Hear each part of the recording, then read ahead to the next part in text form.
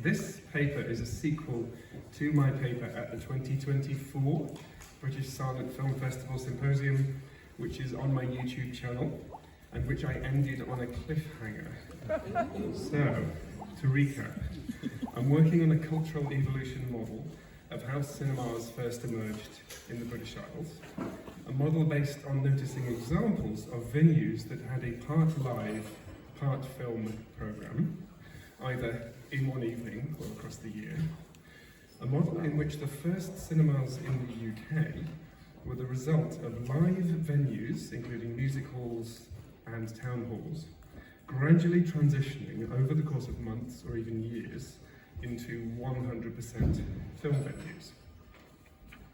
Now, I looked at some large-scale data which supports this model, including the 1910 Bioscope Annual and Trades Directory, recording substantial percentages of venues around the country, which seemed to be partway through transitioning from live venues through roughly 50% film, 50% live venues to film-only venues. Not all of these, quote, pictures and variety venues, unquote, here, but some of them, at least. And I looked at some case studies, some examples from my hometown of Malvern, where we saw the assembly rooms gradually transitioning into a cinema during 1910 and 1911, before the town's first cinemas were opened, and Hartlepool, where we saw the Empress Theatre of Varieties gradually transitioning into a mostly film venue, the Empress Theatre and Picture Palace here during late 1908. Now, this is so that I have your undivided attention. Good research involves going deliberately looking for falsifying evidence, the evidence that would disprove an incorrect model. And if this particular model of cinemas coming about through a cultural equivalent of evolutionary speciation from an existing lineage, if this model is correct, evidence that just one venue anywhere in the country opened as a 100% film venue and did so without any transitional precursors in its local area would demonstrate that it's wrong by demonstrating a cultural equivalent of divine creation rather than evolutionary emergence. My cliffhanger 2 years ago was a potential falsifying venue, the Picture Hall in Monk Wearmouth in Sunderland on the north side of the Weir. Here it is on the 11th of May 1907, and notice the brand's name, Black's Superb Life Motion Pictures. The name behind this brand is George Black. Other venues in the northeast using this brand name and managed by George Black included the Borough Theatre in North Shields from February 1908, the Picture Hall in Hartlepool from March 1908, the Picture Hall in Sunderland here was the earliest. If we go back, and we have to go back further, to June 1906, here's the venue in its 7th week, and we don't yet have the name Black's Superb Life Motion Pictures, we have the name British Animated Picture Company. Now, going back further, this is the Picture Hall opening on Monday, the 14th of May, 1906. And according to several contemporary write-ups in the Sunderland Daily Echo, this venue is showing only films. And this is early. The biggest city in the northeast is, of course, Newcastle upon Tyne, and the first cinema in Newcastle that I'm aware of opened on the 13th of April 1908. That's nearly 2 years later. The Picture Hall in Sunderland seems to have been the first cinema in the northeast. In fact, the Daily Bioscope in the City of London, which is widely deemed to be the first cinema in the British Isles, opened 1 week later than this venue on the 23rd of May 1906. And sorry, 1 week really matters. If you've read my book on my 2019 book on film style, 1 week really matters. In fact, there are no early instances of static film-only venues evidenced in anyone's work, even the assiduous Tony Fletcher and John Burroughs, not even Hale's tours, which I can confirm in the UK, only from October 1906. So the Picture Hall in Sunderland is the place to look to find any evidence that might falsify my model, and I can find no examples of other venues in or around Sunderland transitioning from live-only venues through a mixed programme to mostly film or 100% film venues before this venue opened, such as we see in Malvern and in Hartlepool. But the reason why I ended that 2024 paper teetering off a cliff rather than plummeting into the sea is that it was possible that this venue itself might have come about by transitioning from an earlier venue. I just hadn't had time to find out yet. Now, local history research in Sunderland is really fun at the moment, what with Sunderland's local history library currently being closed, while the City Council builds the Culture House Sunderland building, and with Sunderland museums also being preoccupied with its own redevelopment project. But I have applied the principle of shy bairns getting out, and tracked down George Black's great-granddaughter Melanie Taylor, who makes a mean ragout, and with her help I've been able to piece together a bit of a story. And she even let me take this photo out of its frame. George Black here was born and raised in the northeast, but found employment in various theatres around the country in the 1880s and 1890s, including 15 years stage managing at the Theatre Royal in Birmingham. And according to his own later recollection, in roughly 1900 he left this job at the Theatre Royal to strike out on his own by buying a defunct waxworks show, and between about 1900 and 1906 he toured this waxworks show, first around the Midlands and then further north. His recollection wasn't far off. Local newspaper advertising records this show stopping at Nuneaton, just east of Birmingham, for 3 weeks in January and February 1899, for example. And luckily, and I mean luckily, we can get a sense of what this travelling waxworks show looked like, because this catalogue of the audaciously named Royal Colonial Exhibition has survived, and these are rare. This dates from no earlier than late 1902. Some of the text in it refers to the coronation of Edward VII having recently happened, so we can date it to roughly late 1902.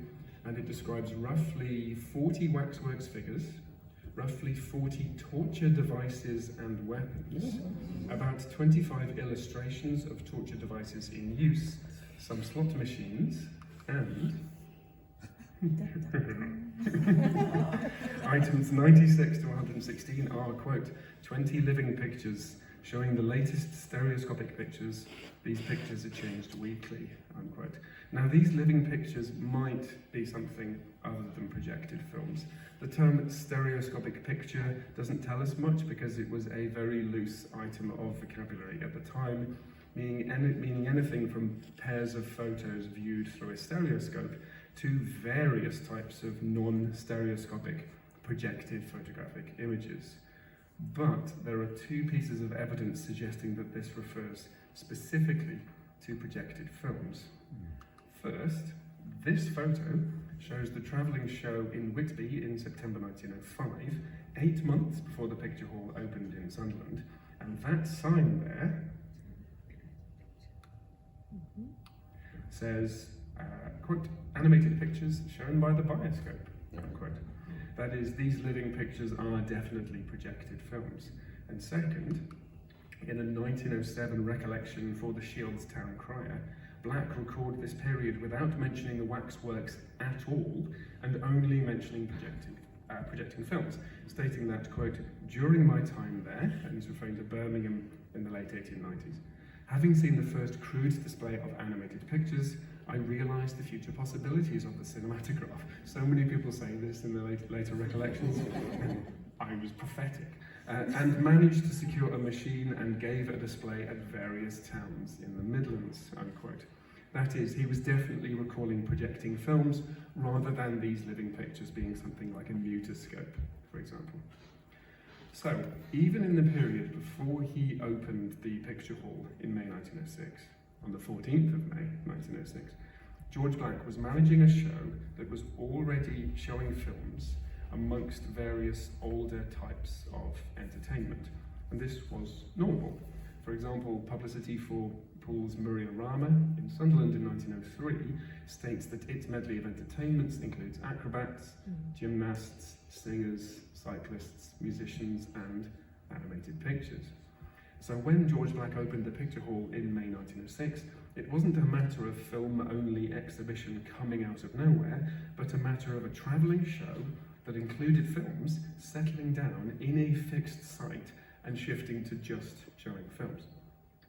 And we can even see signs of this gradual transition if we look close up at some details. For example, Black was already accustomed to changing his films every week, even when he was touring his Royal Colonial Exhibition, something that we associate with fixed site film exhibition, but which seems to have been necessitated even while he was travelling. The photo of the show in Whitby in 1905 includes posters showing that he was stopping in each locale for several weeks at a time. Also, when George Black opened the Picture Hall, he was implicitly advertising it as just like a travelling venue, temporarily using a public hall by using bits of advertising like, quote, 7th week of British Animated Picture Company at the Picture Hall, unquote.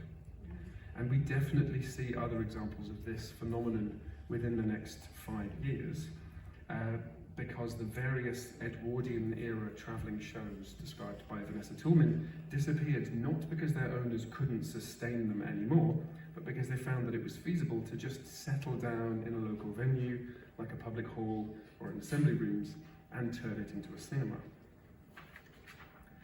In fact, in the case of George Black's show, the transition was even more gradual than this. Let's take a look at the building that Black chose.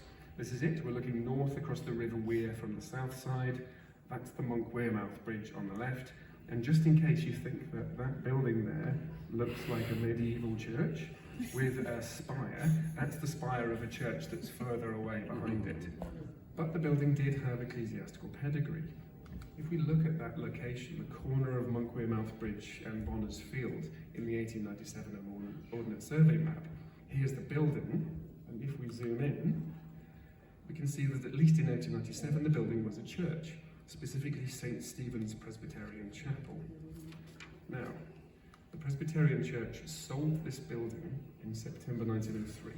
Local landowners seem to have bought it, specifically local shipbuilders.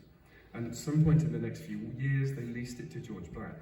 Local historians report that George Black used the building to store and exhibit the Royal Colonial Exhibition when he was not on tour, including projecting films.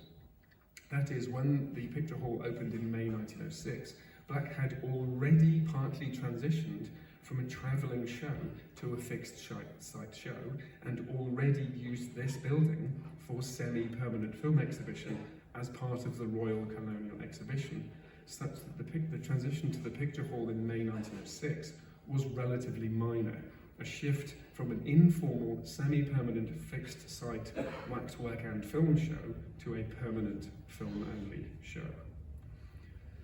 Now this, I know, looks like a somewhat pieced together history with scraps from here and there, but this is what it is like to do early film history. It's also what it's like to do evolutionary biology too. And the transitions in Malvern, in Hartlepool, and in Sunderland that I've looked into all suggest that this model of how the first cinemas came about is correct. Nonetheless, as with all models, the model is still not proven. It remains simply an as yet undisproven model.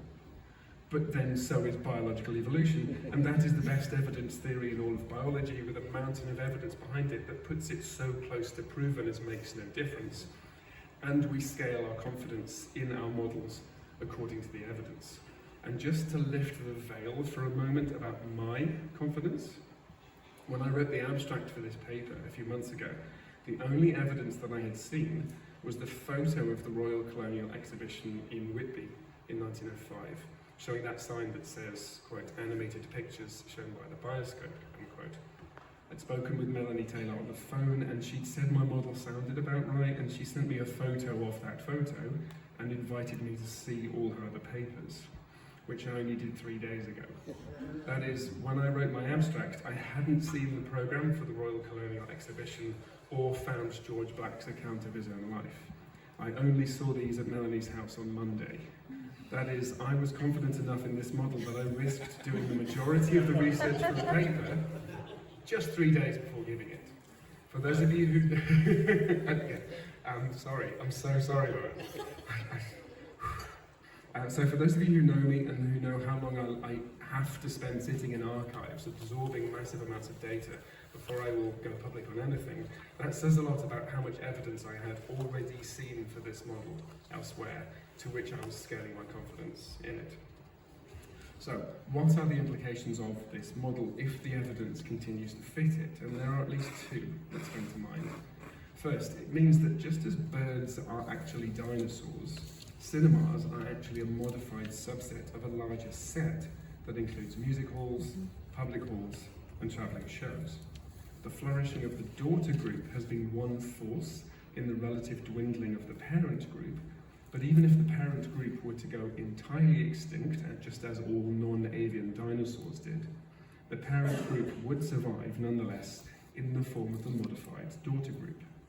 And second, it means that the constant oscillation that we see amongst media historians, you fine people included, this constant oscillation between demonstrating newness on the one hand and demonstrating fundamental continuity on the other is a little bit of a waste of effort, because both of these things apply simultaneously in evolution.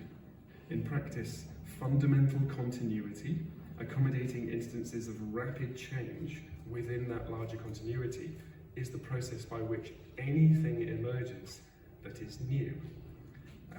And that only seems to we short-lived, short-term, close-up observers to be unprecedented. Thank you.